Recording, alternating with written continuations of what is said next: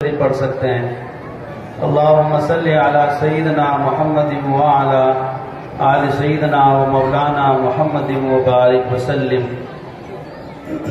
اللہم صلی علی سیدنا محمد وعلی آل سیدنا و مولانا محمد وبارک وسلم۔ باب قول اللہ تعالی ونضع الموازین القسط لیوم القیامہ وَأَنَّ أَعْمَالَ بَنِي آدَمَ وَقَوْلَهُمْ يُوزَنْ تُوزَنْ وقال مجاہد القسطاس العدل بالرومیہ ويقال القسط مصدر المقسط وهو العادل وأما القاسط فهو الجائر وبه قال حدثنا أحمد بن إشكاب قال حدثنا محمد بن فضيل عن عمارة بن القعقاع عن أبي زرعة عن أبي هريرة رضي الله تعالى عنه قال قال النبي صلى الله تعالى عليه وسلم كلمتان حبيبتان إلى الرحمن خفيفتان على اللسان ثقيلتان في الميزان سبحان الله وبحمده سبحان الله العظيم۔ یہ کتاب جو اس وقت ہمارے سامنے ہے امام بخاری رحمۃ اللہ علیہ کی نبی علیہ السلام کی احادیث کو جمع کیا ہوا ایک بہترین اور قیمتی ذخیرہ ہے۔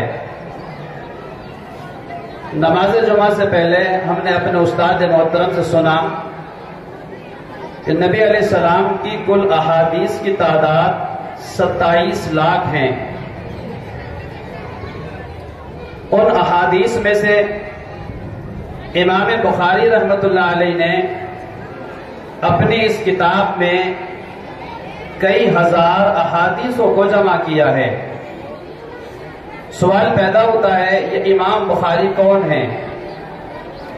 امام بخاری رحمۃ اللہ علیہ کا نام محمد ہے، ان کے والد کا نام اسماعیل ہے، اسماعیل کے والد کا نام ابراہیم ہے، ابراہیم کے والد کا نام برکزبہ ہے، اور آگے چل کر ان کے ناموں کے ساتھ میں جعفی اور یمانی لگتا ہے۔ گویا اس اعتبار سے امیر المومنین فی الحدیث جن کا لقب ہے امام بخاری رحمۃ اللہ علیہ، یہ بخارا کے رہنے والے ہیں، اسی کی طرف نسبت کرتے ہوئے انہیں امام بخاری کہتے ہیں۔ امیر المومنین فی الحدیث محمد ابن اسماعیل بن ابراہیم بن مغیرہ بن برکزبہ الجوفی الیمانی۔ امام بخاری رحمۃ اللہ علیہ کے پردادا مغیرہ حاکم وقت یمان کے ہاتھ پر ایمان لائے تھے، اسی نسبت پر امام بخاری رحمۃ اللہ علیہ کو یمانی کہا جاتا ہے۔ امام بخاری رحمۃ اللہ علیہ کے پردادا کے والد برکزبہ یہ مجوسی تھے، آگ کی پرستش کرتے تھے۔ بعد میں ان کے بیٹے مغیرہ مسلمان ہوئے۔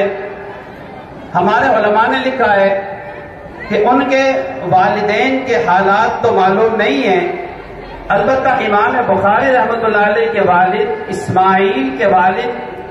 اسماعیل بڑے عالم تھے اور صاحب حیثیت اور تقوی اور طہارت کے مالک تھے۔ امام بخاری رحمۃ اللہ علیہ سن 194 ہجری میں جمعے کے روز پیدا ہوئے۔ امام بخاری رحمۃ اللہ علیہ نے 10 سال کی عمر میں پڑھنا شروع کیا اور 11 سال کی عمر میں حضرت امام بخاری رحمۃ اللہ علیہ 70,000 احادیثوں کے حافظ بن گئے۔ اب دیکھیے 70,000 احادیثوں کا یاد کر لینا یہ کوئی آسان کام نہیں ہے۔ امام بخاری رحمۃ اللہ علیہ کے 1 لاکھ احادیث متن کے ساتھ، سند کے ساتھ اور راویوں کے حالات کے ساتھ بالکل ازبر تھی۔ صحیح احادیث امام بخاری رحمۃ اللہ علیہ کے 1,00,000 یاد تھی، اور غیر صحیح احادیث امام بخاری رحمۃ اللہ علیہ کے 2,00,000 یاد تھی۔ اس اعتبار سے امام بخاری رحمۃ اللہ علیہ 3,00,000 احادیث کے حافظ تھے۔ 11 سال کی عمر میں علم کی تلاش اور جستجو میں اس وقت کے محدثین عظام کی تلاش میں گھومتے، کبھی حجاز کا سفر کرتے، کبھی مصر اور شام تشریف لے جاتے، کبھی بصرہ جاتے اور کبھی کوفہ تشریف لے جاتے، حتیٰ کہ حجاز مقدس میں مکہ اور مدینہ میں امام بخاری رحمۃ اللہ علیہ نے کئی سال گزارے۔ امام بخاری رحمۃ اللہ علیہ اپنی والدہ اور اپنے بھائی کے ساتھ میں حج کرنے کے لیے تشریف لے گئے، مگر ان کی والدہ اور ان کے بھائی تو حج کر کے واپس آ گئے۔ امام بخاری رحمۃ اللہ علیہ وہیں رہ پڑے اور وہاں کے محدثین کے تلاش میں اور جستجو میں ان کے حلقہ درس کا چکر لگاتے۔ جہاں انہیں پتہ چلتا کہ یہاں حدیث کا درس ہوتا ہے، امام بخاری رحمۃ اللہ علیہ وہیں تشریف لے جاتے اور وہاں جا کر حدیث ان سے سیکھتے اور سنتے اور املا کرتے۔ ابھی امام بخاری رحمۃ اللہ علیہ کی عمر 18 سال کی ہوئی تھی کہ امام بخاری رحمۃ اللہ علیہ ایک اچھے خاصے عالم بن گئے، فاضل بن گئے، لاکھوں احادیث کے حافظ بن گئے۔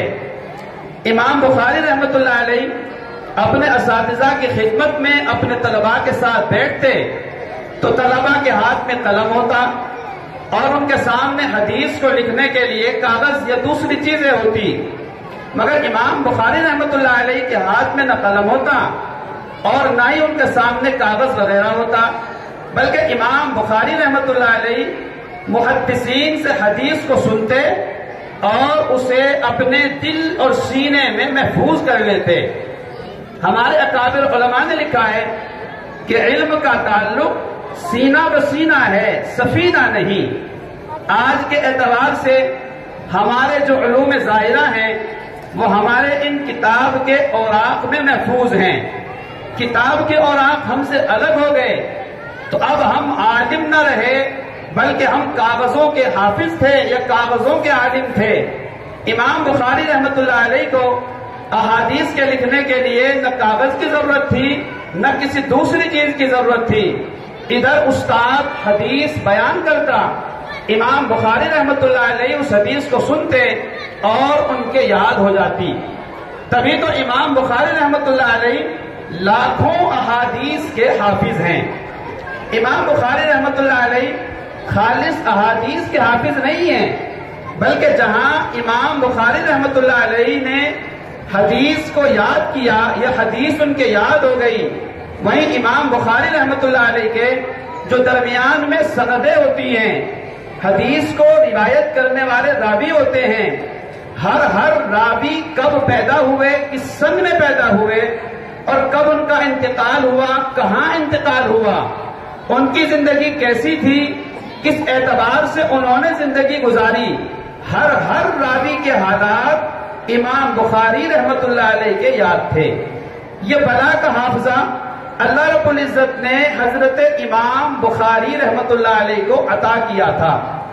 18 سال کی عمر میں جبکہ یہ نوجوانی کا زمانہ ہوتا ہے، امام بخاری رحمۃ اللہ علیہ مسند حدیث پر بیٹھ کر بڑے بڑے مشائخ اور محدثین کو حدیث کا درس دیتے تھے، حتیٰ کہ امام بخاری رحمۃ اللہ علیہ کے درس حدیث میں 1 لاکھ حضرات ان سے حدیث سننے کے لیے جمع ہوتے تھے۔ شراح حدیث نے لکھا ہے کہ خود امام بخاری رحمۃ اللہ علیہ سے یہ کتاب بخاری شریف 90,000 طلباء نے پڑھی ہے۔ اب دیکھیے اس کے علاوہ کی تفصیل اس کے علاوہ ہے۔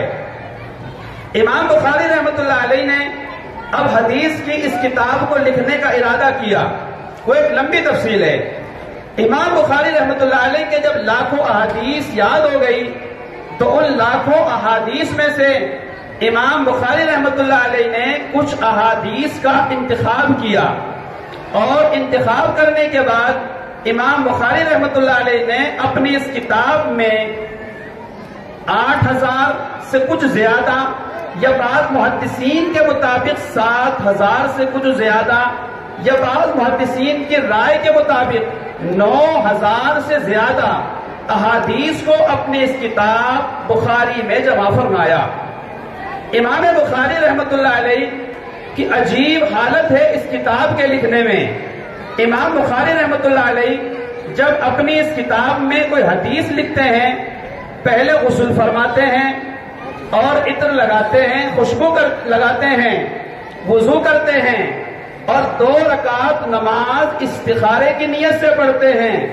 جب انہیں اس بات کا یقین کامل حاصل ہو جاتا ہے کہ یہ حدیث بالکل صحیح ہے اور اس میں ذرہ برابر کا کوئی شبہ ہے ہی نہیں، تب امام بخاری رحمۃ اللہ علیہ اپنی اس کتاب میں اس حدیث کو نقل فرماتے ہیں۔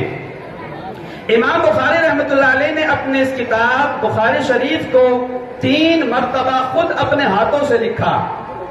طواف کرتے اور ترجمۃ الباب لکھتے، مقام ابراہیم پر نماز پڑھتے۔ اب دیکھیے کہ اگر 9,000 احادیثیں ہیں بخاری شریف میں، تو 9,000 احادیثوں کو جمع کرنے کے لیے امام بخاری رحمۃ اللہ علیہ نے گویا 9,000 مرتبہ غسل کیا۔ 9,000 مرتبہ امام بخاری رحمۃ اللہ علیہ نے 2 رکعت نماز پڑھی۔ 9,000 مرتبہ گویا امام بخاری رحمۃ اللہ علیہ نے استخارہ کیا، تب جا کر امام بخاری رحمۃ اللہ علیہ نے اپنی اس کتاب میں ان احادیثوں کے اس ذخیرے اور حدیث کے ذخیرے کو جمع کیا۔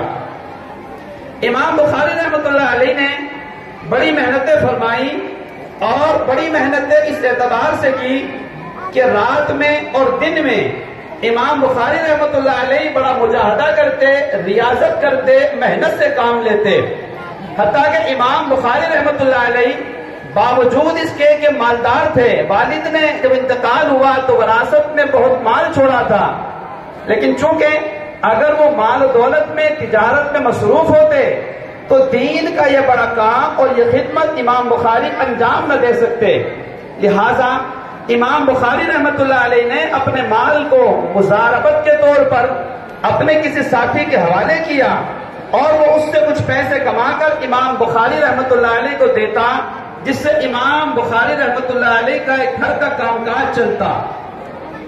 امام بخاری رحمۃ اللہ علیہ رات اور دن اسی حالت میں ان کی گزر جاتی۔ پتہ چلتا کہ 100 کلومیٹر کے فاصلے پر ایک محدث ہیں جن کے پاس نبی علیہ السلام کی حدیث موجود ہے۔ امام بخاری رحمۃ اللہ علیہ پیدل سفر کر کے یا سواری مہیا ہوتی، سواری پر سوار ہو کر اس سینکڑوں کلومیٹر کا سفر طے کرتے، حتیٰ کہ امام بخاری رحمۃ اللہ علیہ کو حدیث کے حاصل کرنے کے تعلق سے بعض اوقات بھوکا اور پیاسا رہنا پڑتا۔ ایک موقع پر امام بخاری رحمۃ اللہ علیہ بیمار ہو گئے۔ جب حکیم اور اطباء کو ان کا قارورہ دکھایا گیا تو اس وقت کے ماہر اور حاذق طبیب اور اطباء نے ان کے قارورے کو دیکھ کر یہ فیصلہ کیا کہ یہ قارورہ ہمیں ایک ایسے بندے کا لگتا ہے جو سالن استعمال نہیں کرتا۔ امام بخاری رحمۃ اللہ علیہ سے پوچھا گیا تو انہوں نے فرمایا کہ میں حدیث کا علم حاصل کرنے میں اور حدیث کی خدمت کرنے میں ایسا مصروف ہوا کہ 40 سال سے مجھے سالن استعمال کرنے کی نوبت ہی نہیں آئی۔ اب دیکھیے یہ ریاضت اور مجاہدہ ہے امام بخاری رحمۃ اللہ علیہ کا نبی علیہ السلام کی کتاب، نبی علیہ السلام کی ان احادیث کو جمع کرنے کے تعلق سے۔ یہی کتاب اس وقت ہمارے سامنے ہے اور آج اس کتاب کا اختتام ہے۔ امام بخاری رحمۃ اللہ علیہ نے اپنی اس کتاب میں سب سے پہلی جو حدیث نقل کی ہے وہ سیدنا حضرت عمر بن خطاب رضی اللہ تعالیٰ عنہ سے مروی ہے۔ جو حدیث امام بخاری رحمۃ اللہ علیہ اپنی اس کتاب میں لے کر آئے ہیں وہ حدیث ہے انما الاعمال بالنیات۔ امام بخاری رحمۃ اللہ علیہ گویا اپنی اس کتاب کی ابتدا اس حدیث کے شروع کرنے سے اس بات کی طرف کرنا چاہتے ہیں کہ ہمارے جو طلبہ ہیں یا ہماری جو طالبات ہیں یا ہمارے جو عام لوگ ہیں، مومنین حضرات ہیں، ان کو کوئی بھی کام اگر کرنے کی ضرورت پیش آئے، تو وہ پہلے اپنی نیت کو خالص کر لیں اور اس کے بعد اس کام کا آغاز کریں۔ اگر کام بہت بڑا ہے مگر نیت صحیح نہیں ہے تو اس کام کے کرنے کا کوئی فائدہ نہیں ہے۔ امام بخاری رحمۃ اللہ علیہ نے اپنی اس کتاب کو شروع کرتے وقت گویا ہمیں اس بات کی تعلیم دی کہ آپ تمام حضرات کو چاہیے نماز پڑھیں تو اپنی نیت کو صحیح کریں، روزہ رکھیں تو اپنی نیت کو صحیح کریں، زکوٰۃ دیں تو اپنی نیت کو صحیح کریں، حتیٰ کہ اگر ہم کرسیوں پر بیٹھ کر مسند تقریر اور خطابت میں آئیں تو اس وقت بھی ہم اپنی نیت کو صحیح کریں۔ نماز پڑھاتے وقت امام کو چاہیے اپنی نیت کو صحیح کرے، تقریر کرتے وقت مقرر کو چاہیے کہ وہ اپنی نیت کو صحیح کرے۔ اگر اس کی اپنی نیت صحیح نہیں ہے تو اس کی ساری نمازیں کسی کام کی نہیں ہیں۔ اگر وہ روزوں پہ روزے بھی رکھتا ہے مگر اس کی نیت صحیح نہیں ہے تو اس کا بھوکا مرنے سے خدا اسے کچھ اس کے بدلے میں دینے والا نہیں ہے۔ ہمیں چاہیے کہ ہم اپنا ہر عمل کرنے سے پہلے اپنی نیت کو خالص کریں کہ میرا معاملہ اللہ تعالیٰ سے ہے اور میں جو نماز پڑھتا ہوں یا دیگر نیک اعمال کرتا ہوں تو اس کا مقصد مجھے اللہ تعالیٰ کی رضا کو حاصل کرنا ہے۔ اسی لیے امام بخاری رحمۃ اللہ علیہ نے بیان کرتے کرتے نبی علیہ السلام کی حدیث آگے چل کر بیان فرمائی، ان تعبد اللہ کأنک تراہ فإن لم تکن تراہ فإنہ یراک۔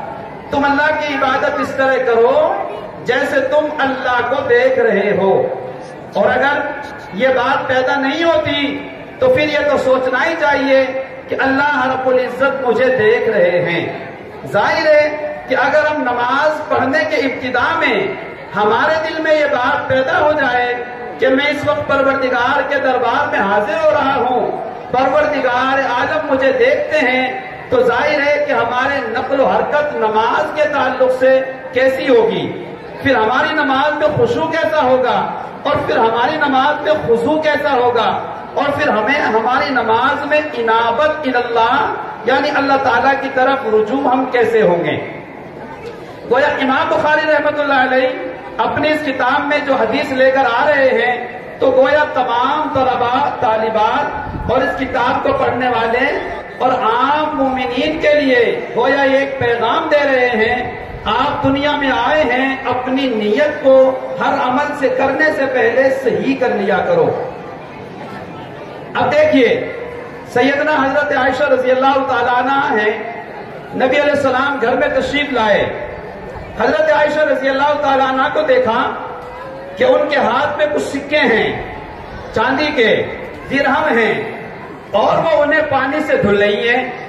نبی علیہ السلام نے پوچھا، اے عائشہ تم انہیں کیوں دھل رہی ہو؟ تو حضرت عائشہ رضی اللہ تعالیٰ عنہ نے فرمایا، اے اللہ کے پیارے حبیب، میں نے آپ کی زبان مبارک سے سنا ہے کہ جب کوئی بندہ اپنا مال راہ خدا میں خرچ کرتا ہے، وہ دینے والا بندہ جب دیتا ہے تو پہلے وہ مال اور وہ درہم اللہ کے ہاتھ میں جاتے ہیں، اس کے بعد اللہ تعالیٰ اس بندے کے حوالے کر دیتے ہیں۔ میرے دل میں یہ بات آئی کہ جب میں یہ درہم و دینار اللہ کے راستے میں صدقہ کروں تو اللہ رب العزت کے ہاتھ میں یہ دینار اور درہم جائیں گے تو گویا یہ پاک اور صاف ہونے چاہیے، دھلے ہوئے ہونے چاہیے۔ اس نیت کے ساتھ میں ان درہم اور دنانیر کو دھل رہی ہوں۔ یہ نیت تھی حضرت عائشہ رضی اللہ تعالیٰ عنہ کی۔ ہمیں چاہیے کہ ہم ہر نیک عمل میں اپنے نیت کو خالص کریں۔ پھر امام بخاری رحمۃ اللہ علیہ نے اپنی اس کتاب میں طہارت کے احکام پر احادیث لائے، نماز کے احکام پر احادیث لائے، زکوٰۃ کے احکام پر حدیث لائے۔ دنیا میں کیا ہوگا وہ سارے حالات امام بخاری رحمۃ اللہ علیہ نے ان تمام احادیث پر مشتمل جو احادیث تھی نبی علیہ السلام کی، وہ تمام احادیث امام بخاری رحمۃ اللہ علیہ نے اپنی اس کتاب بخاری شریف میں درج فرمائی ہیں۔ اب اس وقت میں بیان ہے آخری حدیث کا۔ امام بخاری رحمۃ اللہ علیہ اپنی ہر اس کتاب میں ترجمۃ الباب قائم کرتے ہیں اور ایک ابواب قائم کرتے ہیں۔ اب اس وقت میں چونکہ یہ باتیں ہمارے علماء سے متعلق ہیں اور ہمارے طلباء سے متعلق ہیں، عام باتیں انشاءاللہ حدیث کے اخیر میں بیان کی جائیں گی، اس طرح یہ نہ سمجھیں کہ بہت ساری علمی باتیں ہیں وہ ہمارے کانوں میں نہیں پہنچ رہی ہیں اور ہم ان کی باتوں کو نہیں سمجھ پا رہے ہیں، مگر چونکہ امام بخاری رحمۃ اللہ علیہ کی اس حدیث سے ہر مرحلے کے لیے ہر بندے کے لیے فائدے کی باتیں انشاءاللہ آگے نکلیں گی۔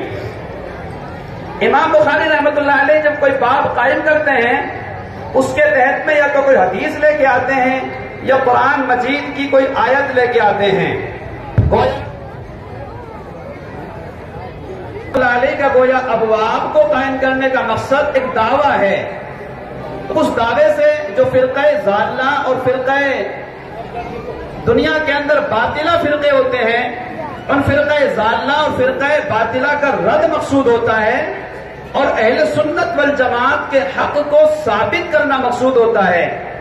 امام بخاری رحمۃ اللہ علیہ باب لے کر آئے، باب قول اللہ تعالی وَنَزَعُ الْمَوَازِينَ الْقِسْطَ لِيَوْمِ الْقِيَامَةِ کہ امام بخاری رحمۃ اللہ علیہ نے ایک باب قائم کیا اور اس باب کے تحت قرآن مجید کی ایک آیت لے کر آئے۔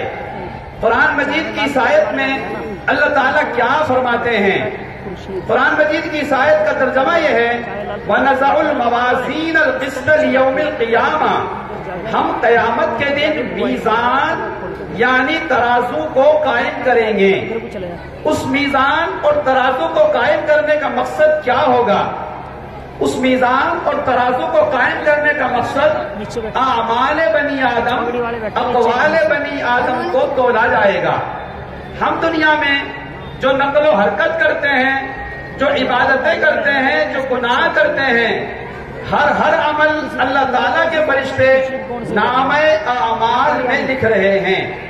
قیامت کے دن اللہ تعالیٰ میزان کو قائم کریں گے اور اس میزان میں ہمارے اعمال کو تولا جائے گا۔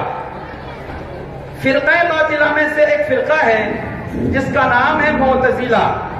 معتزلے کا کہنا یہ ہے کہ اعمال اعراض میں سے ہیں اور اعراض جسم سے پاک ہوتے ہیں، اور جب ان کے جسم نہیں ہوتا تو پھر ان کو تولا بھی نہیں جا سکتا، لہذا میزان عدل یعنی ترازو اعمال کو تولنے کے لیے قائم نہیں کی جائے گی۔ اہل سنت والجماعت کا عقیدہ یہ ہے میزان قائم کی جائے گی، ترازو قائم کی جائے گی اور اس میں ہمارے اعمال کو تولا جائے گا۔ ہمارے مشائخ میں سے ایک بزرگ گزرے ہیں حضرت مولانا مسیح الامت جلال آبادی رحمۃ اللہ علیہ، وہ اس حدیث کو بیان کرنے میں 18 پیسے بیان کرتے تھے۔ ان 18 پیسوں کو بیان کرنے کے لیے 5 سے 6 گھنٹے کا وقت لگتا ہے۔ یہاں چونکہ اس وقت میں بہت مختصر اوقات کا خیال رکھتے ہوئے تمام باتیں تھوڑی تھوڑی آپ حضرات کے سامنے عرض کی جائیں گی۔ اب دیکھیے وَنَزَعُ الْمَوَازِينَ اور ہم قائم کریں گے موازین کو۔ سب سے پہلی بات موازین جمع ہے میزان کی۔ ہمارے طلباء جانتے ہیں اور جو ہماری طالبات پڑھی ہوئی ہیں وہ اس وقت درس میں شامل ہیں، وہ جانتی ہیں کہ یہ میزان تھا اور اصل میں اس کی اصل میوزان ہے۔ یہ میوزان سے میزان کیسے بن گیا؟ صاحب پنجگنج نے اور صاحب علم الصیغہ نے اور ہمارے علماء صرفیین نے قاعدہ لکھا ہے، ہر واو اور یا جو ساکن ہو اس کا ما قبل مکسور ہو اس واو کو یا سے بدل دیا جاتا ہے، لہذا اس میوزان سے اس کا میزان بن گیا۔ میزان کے معنی ترازو کے آتے ہیں۔ اب سوال پیدا ہوتا ہے میزان یہاں اللہ تعالیٰ جمع لے کر آئے موازین جو میزان کی جمع ہے، میزان کے معنی ایک ترازو کے آتے ہیں اور موازین کے معنی بہت ساری ترازو کے آتے ہیں۔ آیا قیامت کے دن اللہ تعالیٰ ایک میزان قائم کریں گے یا مختلف میزانیں اور مختلف ترازویں ہوں گی؟ ایک بحث یہ ہے۔ دوسری بحث یہ ہے کہ وہ میزان یعنی ترازو کیسی ہوگی؟ انصاف کی ترازو ہوگی یا غیر انصاف کی ترازو ہوگی؟ آگے دوسری بحث یہ آتی ہے الموازین جمع ہے القسط اس کی صفت ہے. ہمارے علماء جانتے ہیں اور ہمارے طلباء جانتے ہیں کہ موصوف صفت کے درمیان 10 چیزوں میں مطابقت ضروری ہوتی ہے. موازین کو جمع لے کر آئے اور القسط جو اس کی صفت ہے بظاہر اس کو واحد لے کر آئے. تو یہاں اس کا کیا مطلب ہے؟ تیسری بحث جو آگے آ رہی ہے وہ اعمال بنی آدم سے متعلق ہے. اعمال بنی آدم اعراض میں سے ہیں، ان کے جسم نہیں ہوتے، ان کو کیسے تولا جائے گا؟ آگے جو بحث آتی ہے وہ القسطاس پر ہے. آگے جو بحث آتی ہے وہ العدل بالرومیہ سے آتی ہے. خیر وہ تفصیل آ رہی ہے آپ کے سامنے، ایک ایک لفظ کی مختصر تشریح میں آپ کے سامنے کر رہا ہوں. موازین جو جمع لے کر آئے ہیں اللہ تعالیٰ بہت ساری ترازو. کیا قیامت کے دن اللہ تعالیٰ ایک ترازو قائم کریں گے یا بہت ساری ترازوؤں کو قائم کیا جائے گا؟ ہمارے محدثین نے، ہمارے علماء نے جواب لکھا یا تو یہ ہوگا کہ بندے کے اعمال مختلف طرح کے ہیں، ہر ترازو میں ہر بندے کے الگ الگ اعمال کو تولا جائے گا. کسی میں نماز کو تولا جائے گا، کسی میں روزے کو تولا جائے گا، کسی میں حج کو تولا جائے گا، کسی میں اخلاص کو تولا جائے گا اور کسی میں کسی چیز کو تولا جائے گا. لہذا ہر عمل کو تولنے کے لیے الگ الگ ترازو قائم کی جائے گی. لہذا موازین کا لانا صحیح ہے.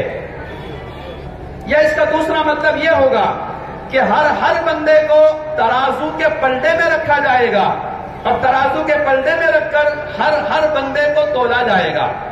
یہاں ایک سوال پیدا ہوتا ہے. قرآن مجید کی اس آیت سے بات سمجھ میں آتی ہے کہ اللہ تعالیٰ ترازو کو قائم فرمائیں گے، مگر قرآن مجید کی ایک دوسری آیت اور ہے فَلَا نُقِيمُ لَهُمْ يَوْمَ الْقِيَامَةِ وَزْنًا. ہم قیامت کے دن ترازو کو قائم نہیں کریں گے. اب دیکھیے قرآن مجید کی یہ آیت کہتی ہے کہ ترازو قائم کی جائے گی، مگر قرآن مجید کی دوسری آیت سے سمجھ میں آتا ہے کہ ترازو کو قائم نہیں کیا جائے گا. اس کا جواب یہ ہے انسانوں میں بعض انسان مسلمان ہیں اور انسانوں میں بعض انسان کافر ہیں. بعض انسان ایسے ہیں جو مسلمان ہیں، ان کے پاس نیک اعمال بھی ہیں اور برے اعمال بھی ہیں، اور بعض ایسے ہیں کہ جن کے پاس نیکیاں ہی نیکیاں ہیں، برائی ہے ہی نہیں. اور کفار میں بعض بندے ایسے ہیں کہ جن کے پاس نیکیاں بھی ہیں اور برائی بھی ہیں. لہذا اگر مسلمانوں میں سے کوئی بندے ایسے ہیں کہ ان کے پاس نیکیاں ہی نیکیاں ہیں تو پھر وہاں ترازو کو قائم کرنے کی کوئی ضرورت ہی نہیں ہے. جب اس کے پاس تمام اعمال نیک ہی ہیں تو پھر ترازو کے ایک پلڑے میں نیکی رکھی جائے گی اور برائیاں اس کے پاس ہیں نہیں، لہذا وہاں تولنے کی ضرورت نہیں. اور اگر کسی بندے کے پاس گناہ ہی گناہ ہیں اور حسنات اس کے پاس ہے ہی نہیں ہے، اس کے بھی اعمال کو تولنے کی ضرورت نہیں ہے. اس بندے کے لیے سیدھا فیصلہ جہنم کا ہو جائے گا. ہاں اعمال کو تولا جائے گا ان بندوں کے جن کے پاس نیک اعمال بھی ہوں گے اور برے اعمال بھی ہوں گے. ایک پلڑے میں نیک اعمال کو رکھا جائے گا اور دوسرے پلڑے میں برے اعمال کو رکھا جائے گا.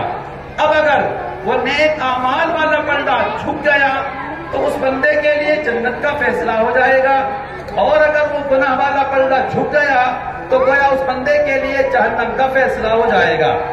اور اگر ان دونوں کی حسنات اور سیئات، نیکیاں اور برائیاں دونوں برابر ہوں گی تو اس بندے کو جہنم میں نہیں بھیجا جائے گا، بلکہ جہنم اور جنت کے درمیان ایک مقام ہے جس کو مقام اعراف کہتے ہیں.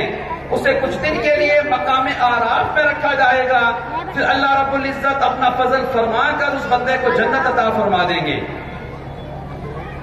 موازین گویا ہر بندے کے ہر عمل کو الگ الگ تولا جائے گا. یہ بھی ہو سکتا ہے. سوال پیدا ہوتا ہے کہ وہ ترازو کتنی بڑی ہوگی. نبی علیہ السلام نے ارشاد فرمایا ترازو کا ایک پلڑا اتنا بڑا ہوگا کہ اگر زمین اور آسمان اور ساری چیزیں ایک پلڑے میں رکھتی جائیں تو وہ ساری ایک پلڑے میں سما جائیں گی. وہ ترازو کا ایک پلڑا اتنا بڑا ہوگا. دوسرے پلڑے میں دوسری تمام چیزوں کو رکھ دیا جائے وہ اتنا بڑا ہوگا. پھر اس ترازو میں ایک زبان ہوگی جو بتائے گی کہ نیکیاں اتنی ہیں اور برائیاں اتنی ہیں۔ الموازین القسط لیوم القیامہ دنیا میں نہیں ہوگا بلکہ آخرت میں ہوگا۔ ہمارے ذہن میں یہ بات گردش کرتی ہے ہمارے یہ اعمال کیسے تولے جائیں گے؟ جیسا کہ فرقہ معتزلہ کہتا ہے ہم زبان سے کوئی الفاظ نکالتے ہیں وہ ختم ہو جاتا ہے، ہم کوئی عمل کرتے ہیں وہ ختم ہو جاتا ہے، پھر ہمارے اعمال کو کیسے تولا جائے گا؟ ہمارے علماء نے اس کا جواب دیا یا تو یہ ہوگا کہ صاحب اعمال کو تولا جائے گا، یا یہ ہوگا کہ اس کو نامہ اعمال کو کتاب کی شکل دے دی جائے گی اور کتاب کی شکل دے کر اس نامہ اعمال یعنی رجسٹر کو تولا جائے گا۔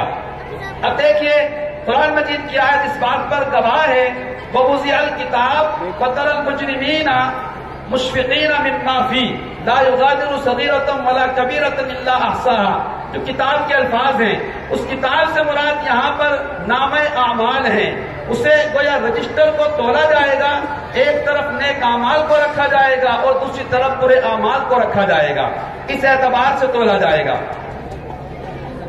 دوسری بات یہ ہے یہاں تولنے کی کیا ضرورت ہے؟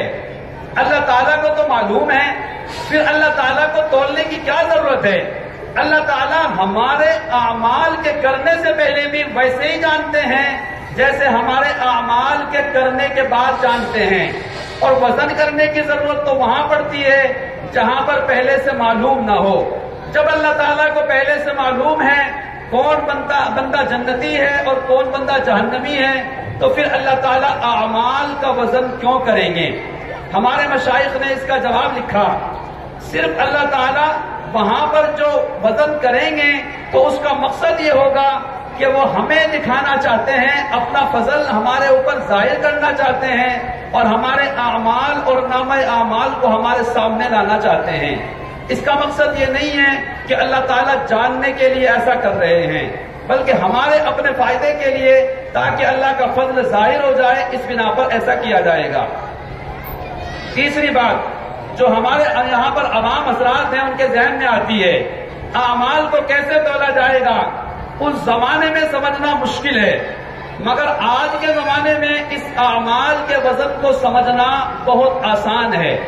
چنانچہ آج کی جدید سائنس نے ترقی کی ہے اور ترقی کرنے کے بعد ایسے آلات اور اسباب تیار کیے ہیں جن میں وہ تمام چیزوں کا وزن کرتے ہیں۔ چنانچہ ڈاکٹروں کے پاس ایک تھرمامیٹر ہوتا ہے، اگر وہ زبان کے نیچے لگاتا ہے یا بغل میں لگاتا ہے تو تھوڑی دیر کے بعد نکال کے کہتا ہے اس بندے کو تو 102 یا 3 یا 4 ڈگری بخار ہے۔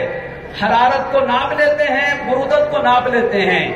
اب دیکھیے ہر بندے کی ساری چیزوں کو یہاں دنیا میں پرکھا جا رہا ہے، ناپا جا رہا ہے، تو اللہ تعالیٰ کے لیے کیا مشکل ہے کہ وہ ہمارے اعمال کا وزن کر لیں؟ جب بندوں کے لیے مشکل نہیں تو پھر اللہ کے لیے کیسے مشکل ہو سکتا ہے؟ اللہ کے لیے آسان ہے اور وہ ہمارے ہر عمل کا وزن کریں گے۔ وَنَزَعُ الْمَوَازِينَ الْقِسْطَ لِيَوْمِ الْقِيَامَةِ، اور ہم قیامت کے دن موازین یعنی ترازو کو قائم کریں گے۔ وَأَنَّ أَعْمَالَ بَنِي آدَمَ وَقَوْلَهُمْ يُوزَنُ، اور بے شک اعمال بنی آدم کا وزن کیا جائے گا۔ اعمال کو بھی تولا جائے گا، اقوال کو بھی تولا جائے گا۔ ہمارے جتنے اعمال ہیں ان تمام اعمال کو بھی تولیں گے، اور ہم اپنی زبان سے جو الفاظ نکالتے ہیں اللہ تعالیٰ ان کو بھی تولیں گے۔ ہم اپنی زبان سے الفاظ کو نکال کر یہ نہ سمجھیں کہ ہم نے تو بول دیا، بس بول دیا۔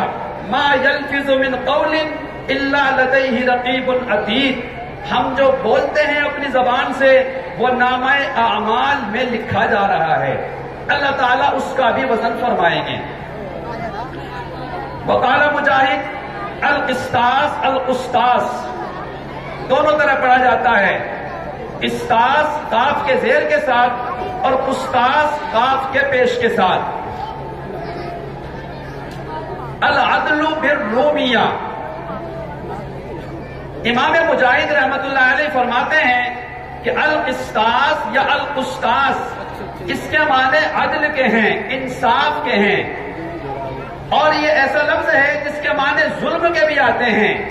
چنانچہ قرآن مجید کی آیت ہے وَأَمَّا الْقَاسِطُونَ فَكَانُوا لِجَهَنَّمَ حَطَبًا، یہاں پر قاسدون ظالمون کے معنی میں ہے، اور یہاں پر جو القسط آیا ہے قرآن مجید کی اس آیت میں، یہاں اس کے معنی عدل کے ہیں۔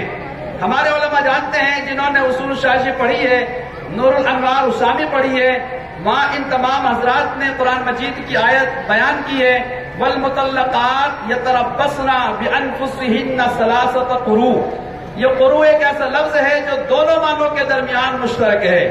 اس کے معنی پاکی کے بھی ہیں اور اس کے معنی ناپاکی کے بھی ہیں، یعنی حیض اور طہر دونوں کے ہیں۔ اسی طرح یہاں پر جو لفظ قسط ہے یہ دونوں معنوں میں استعمال ہوتا ہے، عدل و انصاف کے معنی میں بھی استعمال ہوتا ہے اور ظلم کے معنی میں بھی استعمال ہوتا ہے۔ اگر اسے ثلاثی مجرد سے لے کر آئیں، ہمارے طلباء جانتے ہیں ثلاثی مجرد کے ابواب سے لے کر آئیں تو اس کے معنی ظلم کے آتے ہیں، اور اگر اسے ثلاثی مزید کے ابواب سے لے کر آئیں تو اس کے معنی عدل کے آتے ہیں۔ القسطاس العدل، اللہ رب العزت جو میزان ترازو قائم کریں گے وہاں پر کسی بندے کے اوپر ظلم نہیں ہوگا، وہ انصاف کی ترازو ہوگی۔ حتیٰ کہ حدیث مبارکہ میں ہے نبی علیہ السلام نے ارشاد فرمایا اگر دنیا میں کسی ایسی بکری نے جس کے سینگ تھے اور بے سینگ والی بکری کے سینگ مار دیا ہوگا، اللہ تعالیٰ اس بے سینگ والی بکری کو سینگ عطا فرمائیں گے اور اسے کہیں گے کہ آپ اس بکری سے اپنا بدلہ لے لو۔ ایسا انصاف ہوگا، اور ایسے انصاف کی ترازو اللہ رب العزت میدان قیامت میں قائم فرمائیں گے، جس سے دودھ کا دودھ اور پانی کا پانی ہو جائے گا۔ ہر بندے کے بارے میں پتہ چل جائے گا کہ وہ دنیا میں کیا کر کے آیا تھا اور کتنے اس نے گل چھرے اڑائے تھے۔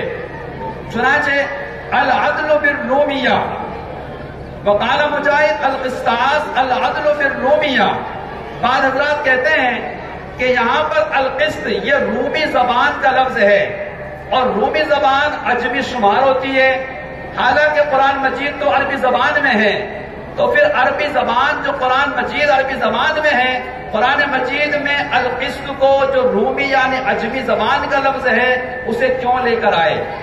اس سے تو ایسا لگتا ہے نعوذ باللہ کہ اللہ تعالیٰ گویا اس جگہ پر عربی زبان میں عربی لفظ لانے پر عاجز تھے۔ ایسا نہیں ہے، بلکہ ہمارے اکابر علماء نے فرمایا ہے کہ یہاں پر بہت سارے احباب اور بہت سارے حضرات نے اور مشائخ نے القسط کو رومی زبان میں مانا ہے، اور بعض حضرات نے فرمایا کہ یہ معرب ہے۔ معرب کا مطلب یہ ہوتا ہے کہ وہ لفظ عربی نہیں ہوتا مگر اسے عربی بنا لیا جاتا ہے۔ جیسے قرآن مجید کی آیت ہے الم تر کیف فعل ربک باصحاب الفیل، عرب میں چونکہ ہاتھی نہیں پایا جاتا، اور فارسی زبان میں ہاتھی کو پیل کہا جاتا ہے پے سے، اور عربی زبان میں پے نہیں آتا، لہذا وہاں پر چونکہ ہاتھی نہیں پایا جاتا اور ہاتھی کا استعمال قرآن مجید عربی زبان میں لانا تھا، لہذا اس پے کو فا سے بدل دیا گیا اور پیل کو فیل بنا دیا، اس کو معرب کہتے ہیں۔ بھلے ہی القسط رومی عجمی زبان کا لفظ ہو مگر یہاں پر اسے معرب کر کے عربی زبان میں لے کر آئے ہیں۔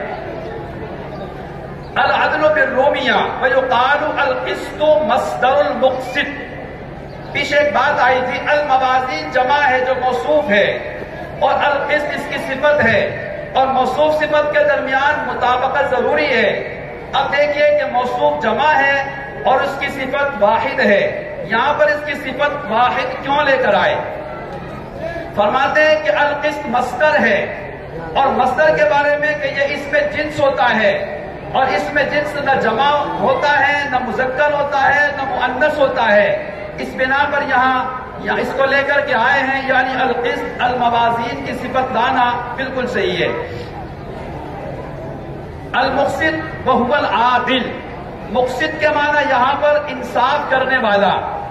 اب انصاف کرنے والا کون ہوگا؟ انصاف کرنے والی جو ذات ہے وہ اللہ رب العزت کی ذات ہوگی۔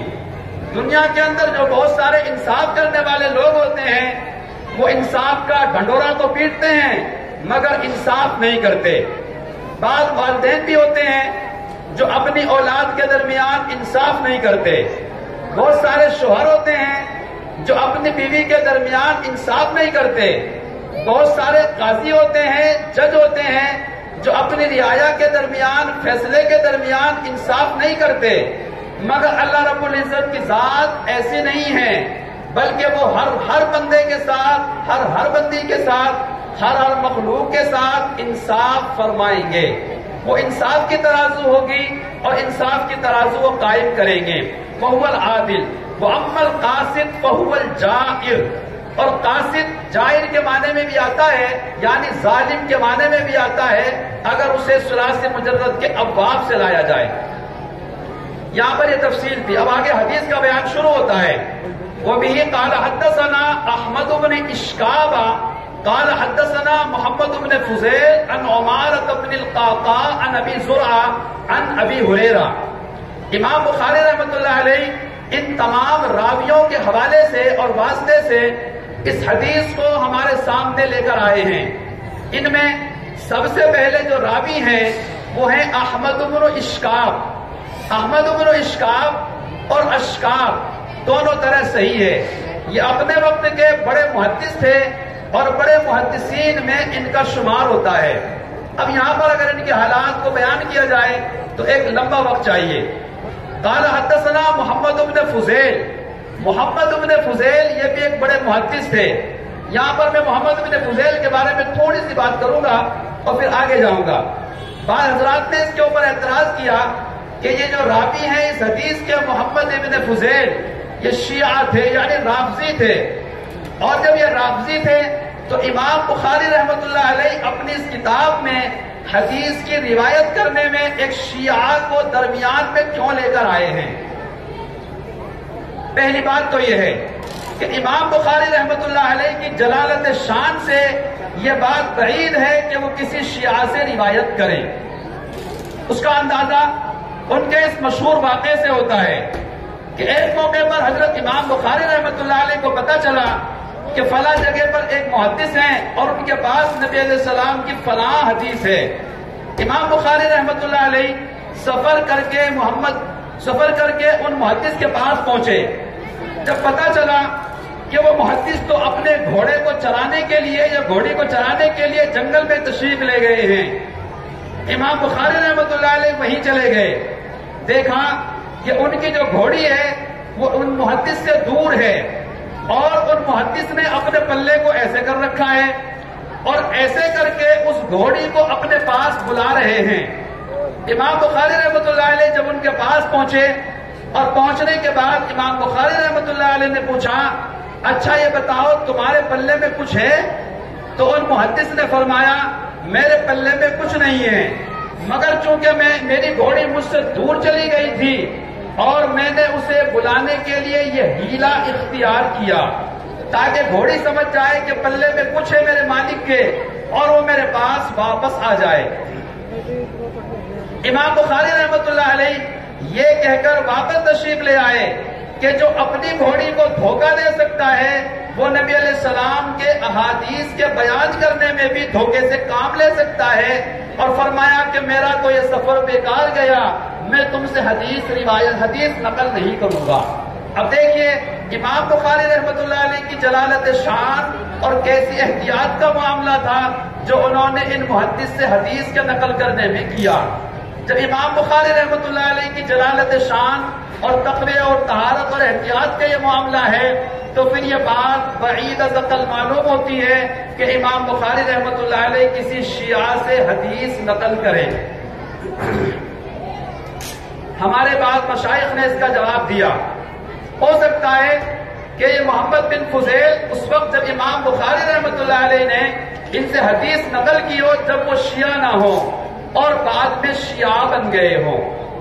پھر ہمارے بعض محدثین نے اس کا یہ جواب دیا کہ محمد بن فضیل جو جس کے بارے میں شیعہ ہونے کا اتہام اور تہمت اور الزام لگاتے ہیں، ہو سکتا ہے کہ محمد ابن فضیل ان شیعہ میں سے ہوں کہ جو شیعہ خاطی ہوتے ہیں، بعض شیعہ کافر ہوتے ہیں، بعض شیعہ ضال گمراہ ہوتے ہیں، اور بعض شیعہ فاسق ہوتے ہیں، اور بعض شیعہ خاطی ہوتے ہیں۔ ہو سکتا ہے محمد ابن فضیل خاطی شیعہ میں سے ہوں، اور خاطی شیعہ سے روایت کا نقل کرنا کوئی پریشانی والی بات نہیں ہے، ہمارے محدثین انہیں ثقہ فرماتے ہیں۔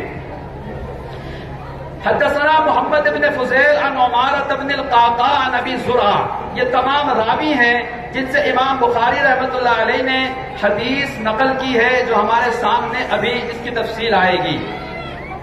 حضرت احمد بن اشکاب نے اس حدیث کو بیان نقل کیا ہے محمد بن فضیل سے۔ محمد بن فضیل نے اس حدیث کو نقل کیا ہے عمارہ بن قعقاع سے۔ عمارہ بن قعقاع نے اس حدیث کو نقل کیا ہے حضرت ابو زرعہ سے۔ حضرت ابو زرعہ نے اس حدیث کو نقل کیا ہے سیدنا حضرت ابو ہریرہ رضی اللہ تعالی عنہ سے۔ سیدنا حضرت ابو ہریرہ رضی اللہ تعالی عنہ نبی علیہ السلام کے جلیل القدر صحابہ میں سے ہیں، احفظ الصحابہ کہا جاتا ہے۔ نبی علیہ السلام کی جتنی احادیث ہیں اور جتنے احادیث کو نقل کرنے والے ہیں، ان تمام احادیث میں سب سے زیادہ نبی علیہ السلام کی احادیث کو نقل کرنے والے سیدنا حضرت ابو ہریرہ رضی اللہ تعالیٰ عنہ ہیں۔ امام بخاری رحمۃ اللہ علیہ جو کتاب کے شروع میں حدیث لے کر آئے، اس کے راوی حضرت عمر بن خطاب ہیں جو افقہ الصحابہ ہیں، اور امام بخاری رحمۃ اللہ علیہ جو حدیث اخیر میں لے کر آئے، اس کے راوی حضرت ابو ہریرہ ہیں جو احفظ الصحابہ ہیں۔ سیدنا حضرت عمر بن خطاب رضی اللہ تعالیٰ عنہ افقہ الصحابہ ہیں، صحابہ میں سب سے زیادہ دین کی صحیح سمجھ رکھنے والے ہیں اور اعلم الناس بھی ہیں۔ تبھی تو نبی علیہ السلام نے حضرت عمر بن خطاب رضی اللہ تعالیٰ عنہ کے بارے میں فرمایا تھا، اگر میرے بعد کوئی نبی ہوتا تو عمر ہوتا، لیکن چونکہ میرے بعد کوئی نبی نہیں ہے لہذا عمر بھی نبی نہیں ہے۔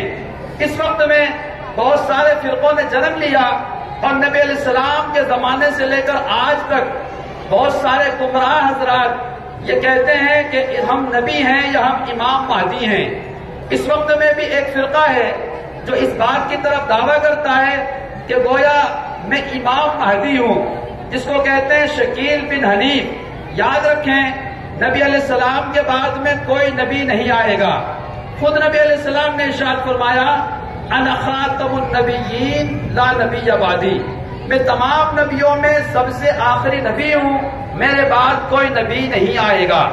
جو کوئی چاہے وہ مسیلمہ کذاب ہو، اور چاہے وہ مرزا غلام احمد قادیانی ہو، اور چاہے وہ شکیل بن حنیف ہو، یا چاہے ان کے جانشین ہوں، یہ سارے جھوٹے لوگ ہیں، مکار لوگ ہیں اور دجال لوگ ہیں۔ آپ ذرا اپنے ایمان کی حفاظت فرمائیں اور نبی علیہ السلام کو آخری نبی مانیں، آپ کے بعد کوئی نبی نہیں آئے گا۔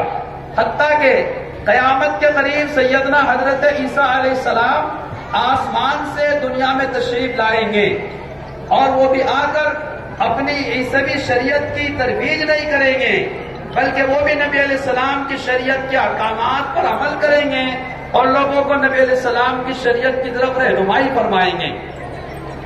اس وقت میں اور اس سے پہلے جو بہت سارے حضرات نے امام مہدی ہونے کا دعویٰ کیا ہے، امام مہدی جو قیامت کے قریب آئیں گے جن کا نام محمد ہوگا، وہ دعویٰ نہیں کریں گے بلکہ وہ خانہ کعبہ کا طواف کر رہے ہوں گے، لوگ انہیں اسی دوران وہاں پا لیں گے اور کہیں گے کہ آپ تو ہمیں امام مہدی لگتے ہیں، مگر امام مہدی کہیں گے کہ نہیں میں امام مہدی نہیں ہوں، دعوے سے منع کریں گے اور دور جائیں گے، مگر چونکہ وہ نیک لوگوں کی جماعت ہوگی، قرائن سے سمجھ جائے گی کہ صحیح معنی میں امام مہدی یہی ہیں، تو امام مہدی رحمۃ اللہ علیہ کو، امام مہدی علیہ السلام کو لے کر آئیں گے، اور آگے لانے کے بعد دمشق میں جو جامع مسجد ہے اس کے مینارے پر امام مہدی رحمۃ اللہ علیہ کو لے کر آئیں گے، اور وہاں عصر کی نماز کا وقت ہوگا۔ دو فرشتوں کے سہارے سیدنا حضرت عیسیٰ علیہ السلام آسمانوں میں زندہ ہیں، اور انہیں آسمانوں میں زندہ اٹھایا گیا تھا، وہ انہیں اس وقت میں مینارے پر لا کر چھوڑ دیں گے۔ وہ مینارہ دمشق کی جامع مسجد میں بن چکا ہے اور موجود ہے۔ اس وقت کے جو بہت سارے زائرین حضرات ہیں وہ دمشق کی جامع مسجد میں گئے ہیں اور انہوں نے وہ مینارہ دیکھا ہے جس پر آسمان سے سیدنا حضرت عیسیٰ علیہ السلام کو اتارا جائے گا۔ نماز کا وقت ہوگا، حضرت امام مہدی نماز کے لیے جائیں گے تو بتایا جائے گا کہ سیدنا حضرت عیسیٰ علیہ السلام تشریف لے آئے ہیں۔ امام مہدی واپس ہٹ جائیں گے اور واپس ہٹنے کے بعد لوگوں کو کہیں گے کہ ذرا سیڑھی لگاؤ۔ سیڑھی لگا کر حضرت عیسیٰ علیہ السلام کو سیڑھی کے ذریعے نیچے اتارا جائے گا۔ پھر حضرت عیسیٰ علیہ السلام کے پیچھے مجاہدین کا لشکر جرار ہوگا اور پھر دجال بھی اس دوران آ جائے گا۔ دنیا کے اندر فتنہ، یلغاریت، ظلم و بربریت اور شیطانیت ہوگی۔ اس وقت میں حضرت عیسیٰ علیہ السلام کی سرپرستی میں جہاد ہوگا اور اس وقت میں دجال کو قتل کیا جائے گا۔ حضرت عیسیٰ علیہ السلام دجال کو قتل کریں گے۔ ہمارے حضرت نے ایک موقع پر ارشاد فرمایا، جب دجال کو پتہ چلے گا کہ سیدنا حضرت عیسیٰ علیہ السلام آ گئے ہیں اور وہ تجھے قتل کریں گے تو اس کے پاس ایک بہت تیز رفتار سواری ہوگی، اور تیز رفتار سواری کا عالم یہ ہوگا کہ جہاں پر نظر پڑے گی دجال کی سواری اسی جگہ پر پہنچ جائے گی۔ ایسی برق اور تیز رفتاری سواری دجال کے پاس ہوگی۔ سیدنا حضرت عیسیٰ علیہ السلام اس کا پیچھا کریں گے اور دجال آگے بھاگنا شروع ہو جائے گا، یہاں تک کہ دجال اسرائیل میں پہنچ جائے گا، جسے آج ہم اسرائیل کہتے ہیں، جو یہودیوں کا ملک ہے۔ نبی علیہ السلام نے 1450 سال پہلے فرما دیا تھا کہ اے وہاں پر درخت لگائے جائیں گے اور یہودی درختوں کے پیچھے پناہ لیں گے، مگر درخت اس وقت بولیں گے اور جواب دیں گے اور کہیں گے دیکھو میرے پیچھے یہ بدبخت چھپا ہے، تم اسے قتل کرو۔ چنانچہ آج وہ سمجھتے ہیں کہ یہ جو ببول کے درخت ہیں یہ ہماری حفاظت کریں گے، مگر وہ ان کی حفاظت نہیں کریں گے۔ انہوں نے وہاں پر ان درختوں کو لگانا شروع کر دیا ہے، گویا یہ زمانہ قیامت کے قریب کا زمانہ ہے۔ حضرت عیسیٰ علیہ السلام اس کا پیچھا کریں گے اور وہاں تشریف لے جائیں گے، یہاں تک کہ مقام پر پہنچ جائیں گے، یعنی ملک اسرائیل میں پہنچ جائیں گے، جو یہودیوں کا پوری دنیا میں تنہا ملک ہے اور مسلمانوں کے خلاف جہاں پر پروپیگنڈے تیار ہوتے ہیں اور جہاں پر اسلحے بارود بنائے جاتے ہیں اور پوری دنیا کے اندر ان کو بھیجا جاتا ہے۔ حضرت عیسیٰ علیہ السلام وہاں پہنچیں گے۔ اب دیکھیے دجال کو پتا چلے گا کہ عیسیٰ علیہ السلام تیرے تعاقب میں اور تیرے پیچھے آ گئے ہیں، وہ فوراً ایئرپورٹ میں پہنچے گا اور ایئرپورٹ میں پہنچنے کے بعد اپنے اس تیز رفتار سواری پر سوار ہو کر وہاں سے فرار ہونا چاہے گا، اور اس ایئرپورٹ کا نام مقام لد ہوگا۔ نبی علیہ السلام نے 1400 سال پہلے بتا دیا تھا مقام لد اس جگہ کا نام ہے، وہاں پر لد ایئرپورٹ کے نام سے اسرائیل نے ایئرپورٹ بنا دیا ہے، وہ ایئرپورٹ بھی بن چکا ہے، دجال کے آنے کی دیر ہے۔ اسی لیے نبی علیہ السلام نے ارشاد فرمایا اللہم انی اعوذ بک من فتنۃ المسیح الدجال، ہمیں دجال کے فتنے سے پناہ مانگنی چاہیے۔ چنانچہ نبی علیہ السلام نے فرمایا اگر تمہارے سامنے دجال آ جائے تم اس کے منہ پہ تھوک دو گے تو تمہارا ایمان محفوظ ہو سکتا ہے۔ نبی علیہ السلام نے ارشاد فرمایا اگر تم دجال کے فتنے سے محفوظ رہنا چاہتے ہو تو جمعے کے دن سورہ کہف کی تلاوت کیا کرو تو تم دجال کے فتنے سے بچ سکتے ہو۔ آج یہ جو موبائل کا فتنہ ہے اور آج یہ جو جگہ جگہ پر بہت سارے فتنے ہیں، یہ سارے فتنے دجال کے آنے کی افتتاحی فتنے ہیں، دجال کے آنے کی تیاریاں شروع ہو گئی ہیں۔ ہمیں چاہیے کہ ہم اپنے ایمان کی حفاظت کریں۔ چنانچہ نہ اس وقت میں ابھی کوئی امام مہدی آیا ہے اور نہ سیدنا حضرت عیسیٰ علیہ السلام آئے ہیں، وہ قیامت کے قریب تشریف لائیں گے۔ آپ اپنے ایمان کی حفاظت فرمائیں، نبی علیہ السلام آخری نبی ہیں۔ نبی علیہ السلام کے صحابی سیدنا حضرت ابو ہریرہ رضی اللہ تعالیٰ عنہ ہیں، تمام بہت ساری احادیث سے حضرت ابو ہریرہ رضی اللہ تعالیٰ عنہ کے حفظ اور زبانی یاد تھی۔ بہت سارے صحابہ اپنے معاشی اور ضروریات اور تجارت میں لگے رہتے، مگر سیدنا حضرت ابو ہریرہ نبی علیہ السلام سے احادیث کو سننے میں مصروف رہتے۔ یہاں تک کہ سیدنا حضرت ابو ہریرہ رضی اللہ تعالیٰ عنہ فرماتے ہیں کہ میں بھوک اور پیاس کی وجہ سے بے ہوش ہو جاتا، لوگ مجھے دیوانہ مجنون پاگل سمجھتے اور مجھے پیروں سے رونتے تھے اور سمجھتے تھے کہ اس بندے کو تو مرگی کا دورہ پڑ گیا ہے، مگر میں اصل میں مرگی کے دورے میں مبتلا نہیں ہوتا تھا، بلکہ میں بھوک اور پیاس کی وجہ سے نڈھال ہو جاتا تھا۔ یہ حضرت ابو ہریرہ رضی اللہ تعالیٰ عنہ ہیں جنہوں نے نبی علیہ السلام سے کثرت سے احادیث کو نقل کیا ہے۔ امام بخاری رحمۃ اللہ علیہ سب سے آخری حدیث حضرت ابو ہریرہ رضی اللہ تعالیٰ عنہ سے لے کر آ رہے ہیں تاکہ ہماری جو طالبات ہیں یا ہمارے جو علماء اور طلباء ہیں ان کو چاہیے کہ وہ بھی اپنے اندر اس حفاظت کی چیز کو محفوظ کریں۔ یعنی علم دین بندے کے دل میں آ جاتا ہے مگر وہ نکل بھی جلدی چلا جاتا ہے۔ اگر عصیان ہوگا تو نسیان بھی ہوگا، اگر گناہوں کی کثرت ہوگی تو پھر علم محفوظ نہیں رہ سکتا۔ میرا یہ پیغام ہے خود اپنے سے بھی اور اپنے تمام احباب سے بھی اور ہماری اپنی طالبات سے بھی کہ ان کو چاہیے کہ وہ اپنے آپ کو گناہوں سے خالی زندگی گزارنے کی کوشش کریں، تبھی ان کا علم محفوظ رہ سکتا ہے۔ سیدنا حضرت ابو ہریرہ رضی اللہ تعالیٰ نے نبی علیہ السلام سے یہ حدیث نقل کی ہے۔ چنانچہ نبی علیہ السلام نے ارشاد فرمایا کلمتان حبیبتان الی الرحمن خفیفتان علی اللسان ثقیلتان فی المیزان۔ یہاں اس میں بہت ساری بحثیں ہیں مگر چونکہ وقت بہت کم ہے اور تمام بحثوں کو تفصیل سے بیان نہیں کیا جا سکتا۔ کلمتان حبیبتان، دو کلمے، ذرا دل کے کانوں سے سنیے، کلمتان حبیبتان، دو کلمے ایسے ہیں جو رحمان کو بہت پیارے ہیں۔ اب دیکھیے، رحمان اللہ تعالیٰ کے صفاتی ناموں میں سے ایک نام ہے۔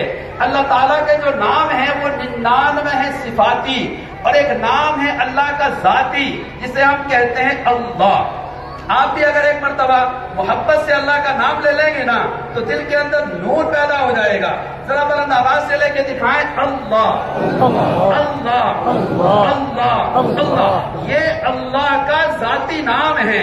ہمارے مشائخ میں سے حضرت گنگوئی رحمۃ اللہ علیہ نے ارشاد فرمایا جس بندے نے اپنی زندگی میں ایک مرتبہ اللہ کا یہ نام محبت کے ساتھ لے لیا، جس بندے نے ایک مرتبہ اپنی زندگی میں اللہ کا یہ نام محبت کے ساتھ لے لیا، وہ ایمان کے بغیر اس دنیا سے جا ہی نہیں سکتا۔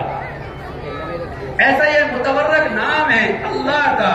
چنانچہ ہمارے سلسلہ اہل نقشبندیہ کے ایک بزرگ گزرے ہیں جن کا نام تھا حضرت خواجہ فضل علی قریشی رحمۃ اللہ علیہ۔ ان کا یہ دستور تھا کہ وہ اپنے سالکین اور اپنے مریدین اور اپنے متعلقین کے قلب کے اوپر ایسے انگلی لگاتے تھے اور انگلی لگانے کے بعد 3 مرتبہ فرماتے اللہ اللہ اللہ، اور پھر فرمایا ایک موقع پر کہ اس گناہگار بندے نے جس بندے کے دل کے اوپر اللہ کا یہ نام انگلی رکھ کر کے ضرب لگا دی ہے، کوئی دنیا کا مائی کا لال ایسا ہو ہی نہیں سکتا کہ وہ بغیر ایمان کے جائے، بلکہ ایمان کے ساتھ دنیا سے جائے۔ خیر وہ ایک الگ تفصیل ہے۔ کلمتان حبیبتان، تو یہاں پر الی الرحمن کہا، الی اللہ نہیں کہا، جبکہ اللہ کا ذاتی نام اللہ ہے اور اللہ کا صفاتی نام رحمان ہے۔ امام بخاری رحمۃ اللہ علیہ نے جو حدیث بیان کی ہے، نبی علیہ السلام نے الی اللہ نہ کہہ کر الی الرحمن کہا ہے، یعنی ذات سے صفات کی طرف آئے ہیں۔ حالانکہ یہ بات صحیح ہے اور بہتر یہ ہے کہ صفات سے ذات کی طرف جانا چاہیے، یہاں ذات سے صفات کی طرف کیوں نزول کیا؟ ہمارے مشائخ نے اس کا جواب یہ دیا، چونکہ اللہ تعالیٰ کی رحمت اور شان رحیمی تمام بندوں کے اوپر حاوی ہے۔ آپ جانتے ہیں رحمان کسے کہتے ہیں؟ ہمارے علماء نے لکھا رحمان کہتے ہیں جو تھوڑے سے کام کرنے پر زیادہ اجر دیتا ہو۔ اللہ رب العزت رحمان ہیں، ہم تھوڑا سا اجر کرتے ہیں، اللہ تعالیٰ اس کے اوپر بڑا اجر عطا فرماتے ہیں۔ اب دیکھیے، جو بندہ ایک مرتبہ سبحان اللہ کہتا ہے گویا وہ ترازو کے ایک پلڑے کو اجر و ثواب سے بھر دیتا ہے۔ اب یہ رحمان ہی کر سکتا ہے کہ ایک مرتبہ سبحان اللہ کہنے پر ترازو کے پورے پلڑے کو بھر دے۔ اب چنانچہ ہمارے علماء نے فرمایا کہ جو بندہ ایک مرتبہ سبحان اللہ کہتا ہے، ایک مرتبہ سبحان اللہ کہنے کی برکت کا فائدہ یہ ہوتا ہے کہ اللہ تعالیٰ جنت میں ایک ایسا درخت لگاتے ہیں کہ 100 سال تک اگر گھوڑے پر سوار ہو کر کوئی بندہ دوڑ لگاتا رہے تو اس درخت کو مکمل نہیں کر سکتا۔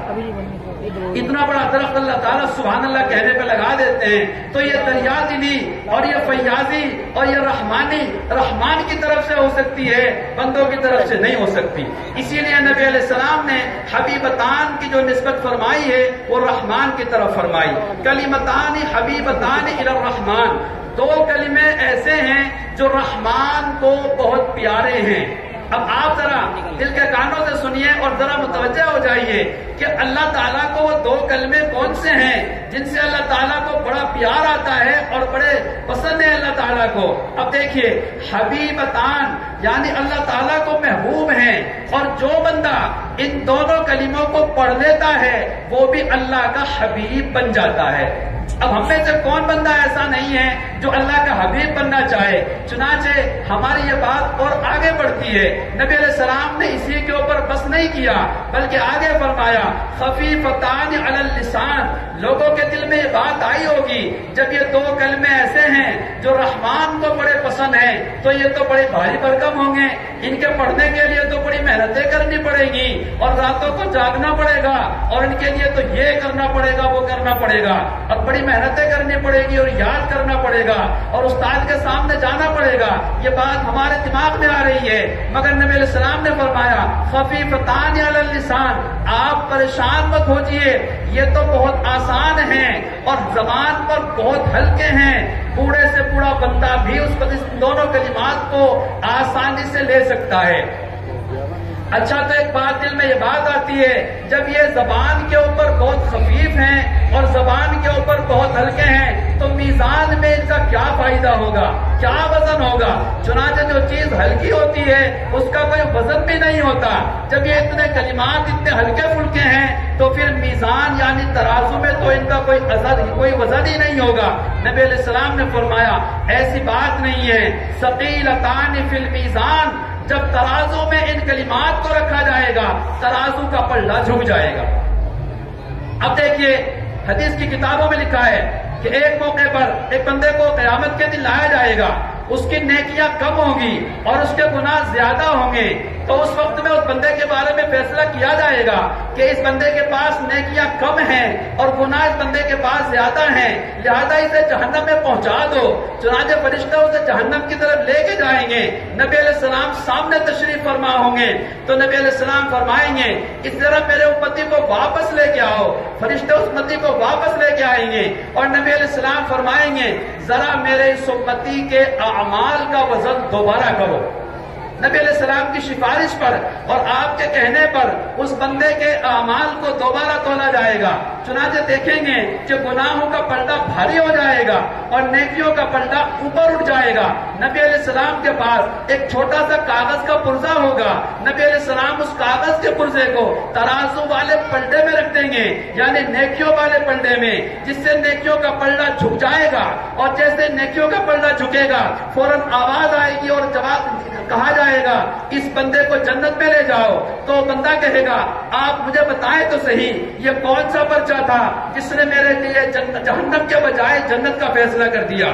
تو نبی علیہ السلام ارشاد فرمائیں گے یہ وہ پرچہ تھا کہ ایک دن تو نے دنیا میں میرے اوپر اخلاص کے ساتھ میں درود شریف پڑھا تھا اور وہ پرچہ میرے پاس پہنچ گیا تھا، میں نے اسے سنبھال کر محفوظ کر لیا تھا، آج یہ وہی درود شریف کا پرچہ ہے جو میں نے اس میں رکھا ہے اور جس کی برکت سے اللہ تعالیٰ نے تیرے لیے جہنم کے بجائے جنت کا فیصلہ کر دیا ہے۔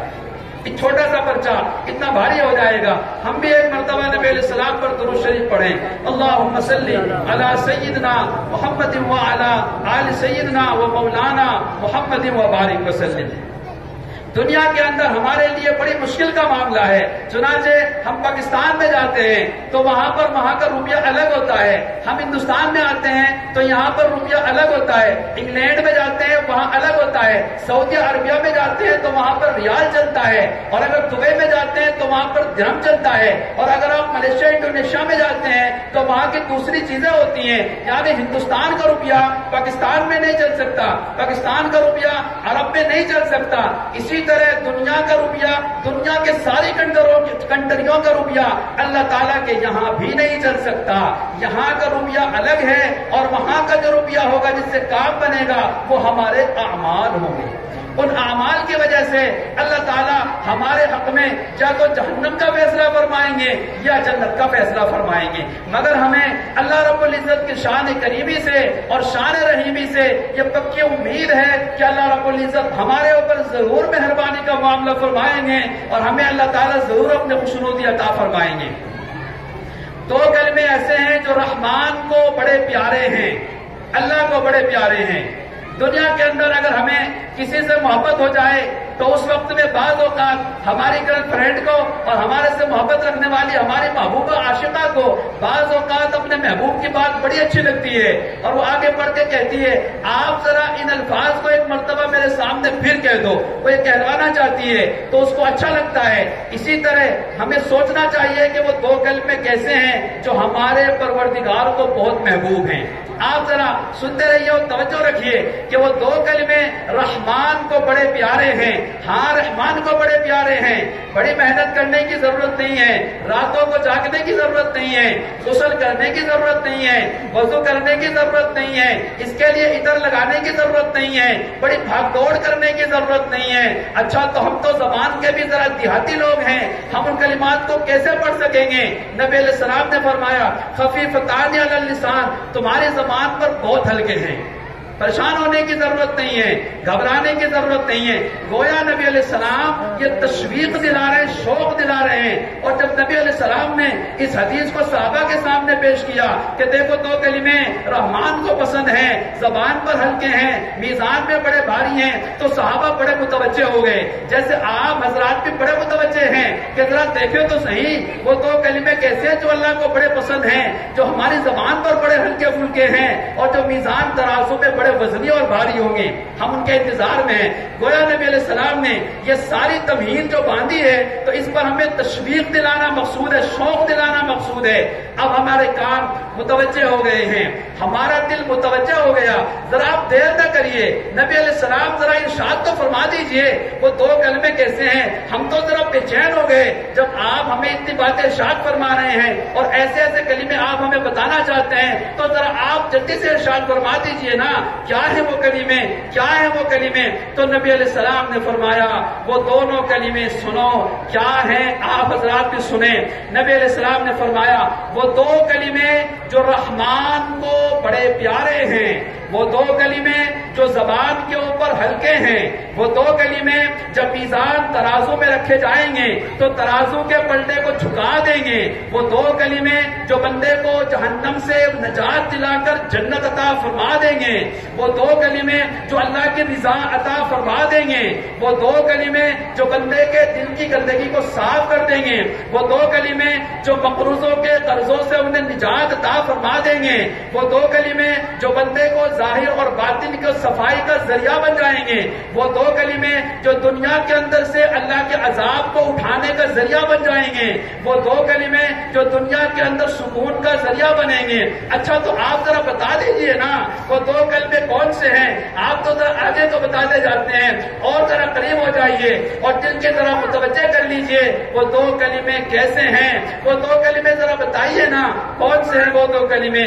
اللہ کو پسند ہے, زبان پر ہلکے ہیں, میزان میں بھاری ہے, پریشانی کو دور کرنے کا ذریعہ ہے. تعویذ والوں ذرا غور سے سنو, تعویذ کے ذریعے یہ سارے مسائل حل نہیں ہوتے. آؤ میں تمہیں نبی علیہ السلام کے ان دو کلمات کا تعویذ دینا چاہتا ہوں. آپ ذرا اسے کسی گلے میں مت ڈالنا, آپ ذرا اسے کسی کندھے اور بازو میں مت باندھنا, آپ ذرا اسے گھر میں لٹکا کر اور گھر کی زینت مت بنانا, بلکہ آپ اپنے دل کی تختی کو ذرا صاف کر لیجئے.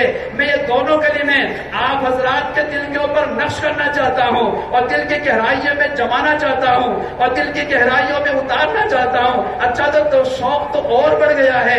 ذرا بتائیے نا وہ دو کلمے کون سے ہیں. اگر آپ حضرات متوجہ ہوں تو وہ دو کلمے آپ کو بتا دوں. آپ حضرات وہ دو کلمے سننا چاہتے ہیں؟ سنیے ذرا دل کے کانوں سے، نبی علیہ السلام نے فرمایا وہ دو کلمے جو ہم گناہگاروں کو اللہ کا محبوب بنا دیں گے، وہ دو کلمے جو ہم سبوں کو اللہ تعالیٰ کے قریب کر دیں گے، وہ دو کلمے جو ہمیں اللہ تعالیٰ سے ہمارے تعلق کو مضبوط کر دیں گے، وہ دو کلمے یہ ہیں سبحان اللہ و بحمدہ سبحان اللہ العظیم۔ آپ بھی ذرا بلند آواز سے کم 3 مرتبہ پڑھیے، سبحان اللہ و بحمدہ سبحان اللہ العظیم، سبحان اللہ و بحمدہ سبحان اللہ العظیم، سبحان اللہ و بحمدہ سبحان اللہ العظیم۔ ان دو کلموں میں کیا بتایا گیا؟ سبحان کے معنی آتے ہیں پاک کے، اللہ پاک ہیں ساری کمیوں سے، اللہ پاک ہیں سارے عیبوں سے، اللہ پاک ہیں سارے نقص سے۔ جب اللہ تعالیٰ سارے عیوبات سے، سارے نقائص سے، سارے عیوبات سے، ساری کمیوں سے پاک ہیں تو پھر تو اللہ تعالیٰ کے اندر کمال ہی کمال ہیں۔ اللہ تعالیٰ کے یہاں کمال کے علاوہ کچھ نہیں ہے۔ چنانچہ ان باتوں میں وہی بات بتائی گئی جو ہمیں ہمارے مشائخ لا الہ الا اللہ میں بتاتے ہیں۔ لا الہ الا اللہ میں نفی ہے، دنیا اور دنیا کی ہر چیز سے نفی ہے، اور محمد الرسول اللہ میں اس بات ہے۔ یہ وہی ہے جو ہمارے مشائخ ہمیں خانقاہوں میں سکھاتے ہیں اور بتاتے ہیں کہ پہلے تم تخلیہ کرو، پھر اس کے بعد ہم تمہارا تحلیہ کریں گے۔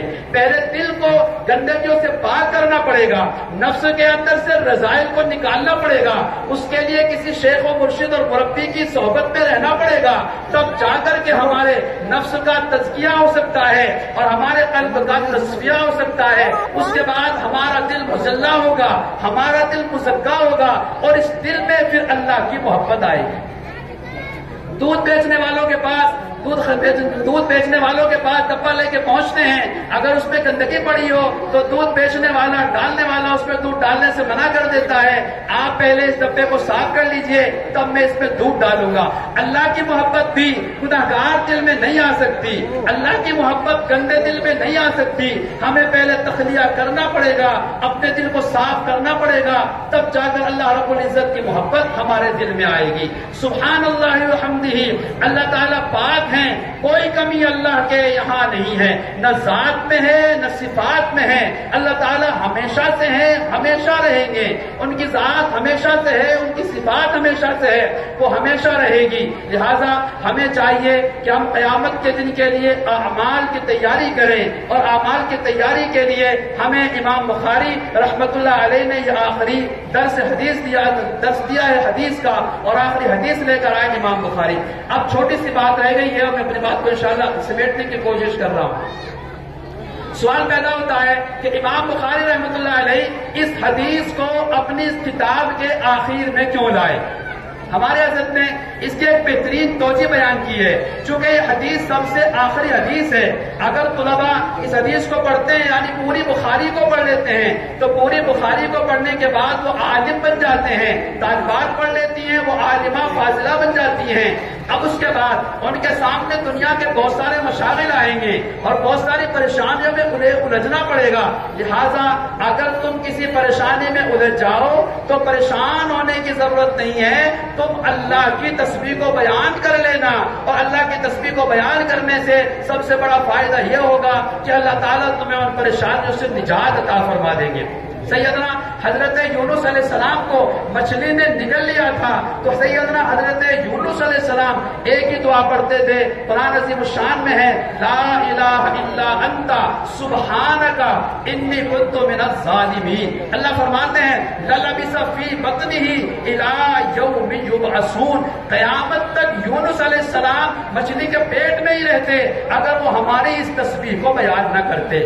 آپ جتنے عام لوگ ہیں، ہمارے علماء تشریف فرما ہے، ہمارے طلباء طالبات ہماری مشورات یہاں موجود ہیں، اگر کسی پریشانی میں الجھ جائیں اور کوئی دقت آ جائے اور راستہ ہموار نظر نہ آئے تو اس وقت فوراً چاہیے کہ ہم اللہ کی تسبیح کو بیان کریں، اللہ کی پاکی کو بیان کریں۔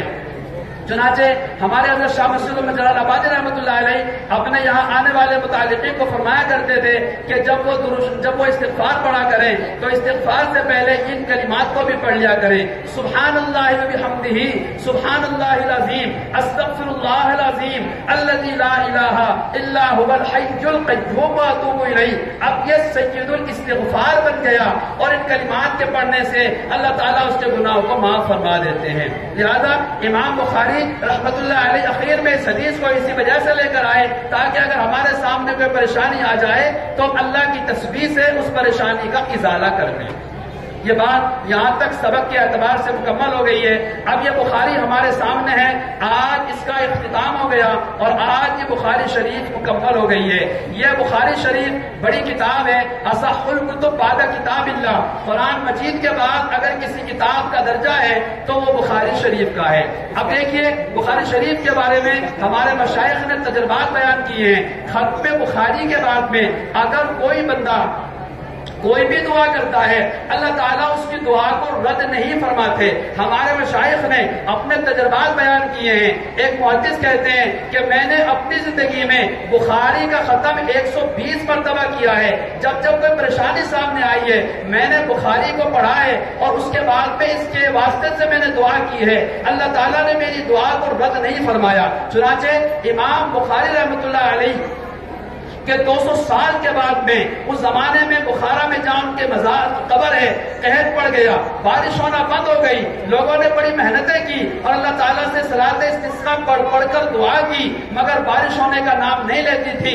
امام بخاری رحمۃ اللہ علیہ کی قبر پر لوگ گئے ہیں اور ان کے توسط اور واسطے سے دعا مانگی ہے، اللہ رب العزت نے بارش عطا فرمائی، یہاں تک کہ اتنی سخت بارش ہوئی کہ بخارا سے لے کر خرطنگ کے سارے راستے تنگ ہو گئے اور بارش موسلادھار برستی رہی۔ آج یہ بخاری ہماری اس مجلس میں ہماری طالبات نے مکمل کی ہے، ہم تمام حضرات یہاں بیٹھے ہیں، گویا اس وقت میں ختم بخاری کے بعد میں جو دعا کی جائے گی اللہ رب العزت ہماری دعا کو رائے گا نہیں فرمائیں گے اور رد نہیں فرمائیں گے۔ آج امت کے حالات بڑے عجیب ہیں اور غور کرنا چاہیے اور سوچنا چاہیے کہ ابھی ترکی کے اندر اور یہاں پر ملک شام کے اندر جو زلزلے کے معاملات پیدا ہو رہے ہیں، 50,000 بندے زمین دود ہو گئے ہیں، بلڈنگیں ٹوٹ گئی ہیں، زمین اللہ کے قبضے قدرت میں ہیں، آسمان اللہ کے قبضے قدرت میں ہیں۔ ہم ذرا ان چھوٹے چھوٹے مکانات کو دے کر ذرا پریشان، ہم اپنے اوپر یہ سب تمام چیزوں کو بلند نہ کریں، یہ سب اللہ کے اختیار میں ہیں۔ گناہوں سے بچیں، گناہوں سے بچیں، گناہوں سے بچیں، اپنے آپ کو اللہ کے قریب کریں اور اپنے دل میں اللہ کا خوف پیدا کریں۔ اللہ تعالیٰ مجھے بھی اور آپ تمام حضرات کو بھی ان تمام باتوں پر عمل کرنے کی توفیق عطا فرمائے۔ وآخر دعوانا ان الحمد للہ رب العالمین۔